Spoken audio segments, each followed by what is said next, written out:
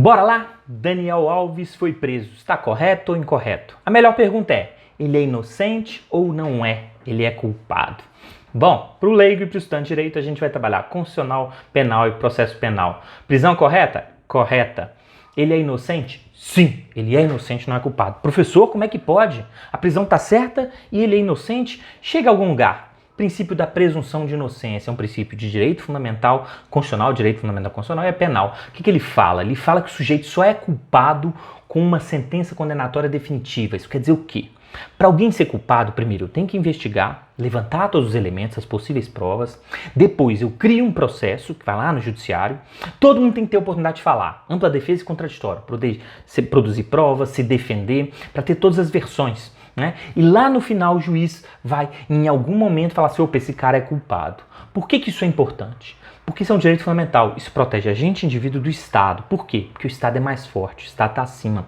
Lembrem-se que é o Estado que tem a polícia que te prende, ele que tem a polícia que te investiga, ele que tem um promotor que te acusa, ele tem perito, ele tem advogado, ele tem um monte de coisas. Uma coisa é o Estado provar a culpa de alguém, outra coisa é o indivíduo provar que ele é inocente. Isso é quase impossível diante dessa diferença de forças.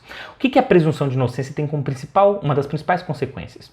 Ela vai falar o seguinte, que o sujeito só pode ser preso, só pode perder temporariamente essa liberdade quando tem uma decisão definitiva. Bom, professor, entendi por que ele é inocente. Mas aí complicou, por que a decisão está correta? Afinal de contas, ele teve privação da liberdade e ainda não é definitiva. Aí a gente vai trabalhar um outro tema que é do processo penal. A medida de prisão preventiva. A gente tem alguns tipos de prisão no direito. A gente tem a prisão pena, que é essa que fala que o cara é culpado, depois do processo, do inquérito, de tudo. E a gente tem algumas prisões processuais, ou prisões cautelares, ou prisões preventivas. Cautelares porque a cautela protege alguma coisa, preventiva porque previne algo, protege alguma coisa. Então essas prisões são para prevenir. Né? A gente tem flagrante, preventiva, temporária, medidas cautelares diversas de prisão. A preventiva ela vai falar o quê? Em algumas hipóteses, eu vou permitir que o sujeito seja preso.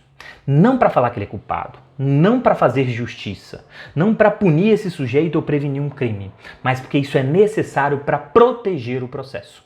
Proteger o processo como? Dois pressupostos importantes para análise desse caso.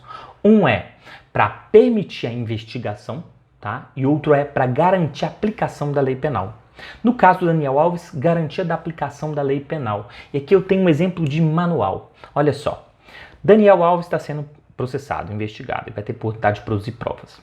Se ele fugir para o México ou para o Brasil, e lá no final a Espanha falar assim: olha, realmente, Daniel Alves, você estuprou alguém, você tem que ser condenado a tantos anos de prisão. De que vai adiantar?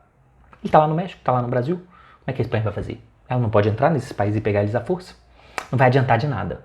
Então eu faço uma prisão preventiva para garantir a aplicação da lei penal, ou seja, para garantir que lá no final do processo esse sujeito tenha uma pena e seja punido de acordo com o que aconteceu.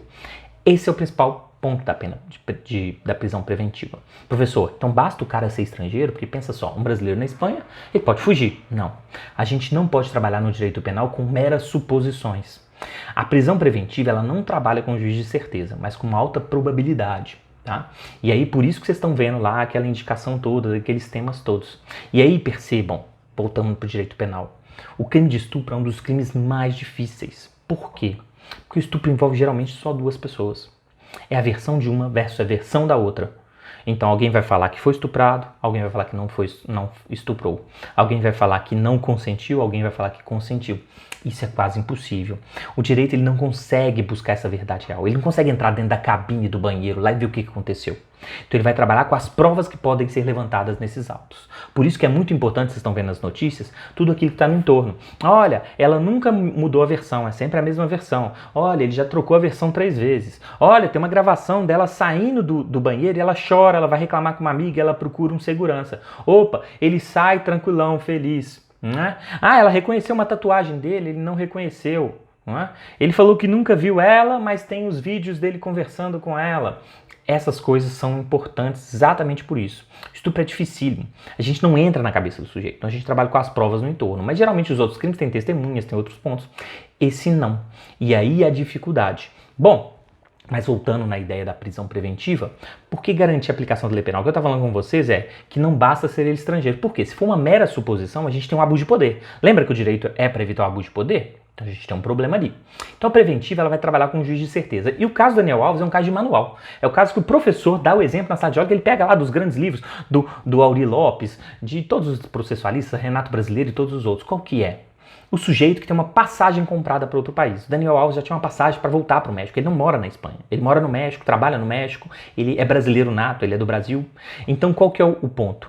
Quando ele tem a passagem comprada para o México, eu tenho certeza que ele está saindo do âmbito da jurisdição espanhola. Consequentemente, não vai ter como aplicar a lei penal. Então, para proteger, para evitar isso, o que eu faço? Efetuo a prisão preventiva dele com base na garantia da aplicação da lei penal, com um elemento concreto e não com uma mera suposição. O fato só dele ser estrangeiro não é suficiente. Todo mundo pode fugir. Suposição eu posso fazer por qualquer um. Eu tenho um elemento concreto. Qual é o elemento concreto? Passagem comprada para fora. Por isso a prisão está correta. Tranquilos? Vou deixar mais algumas perguntas relacionadas ao tema. Depois vocês acompanhem aqui. Vou vincular o caso Ronaldinho ao caso Robinho. Quero perguntar também para vocês algumas coisas relacionadas a essas manifestações e as prisões preventivas que aconteceu lá. Então não deixa de entrar no Stories, compartilhar o próximo enquete e nesse post gostou, comenta, curte, pelo amor de Deus, e compartilha, tá? Aguardo perguntas também. Fechou? Tchau!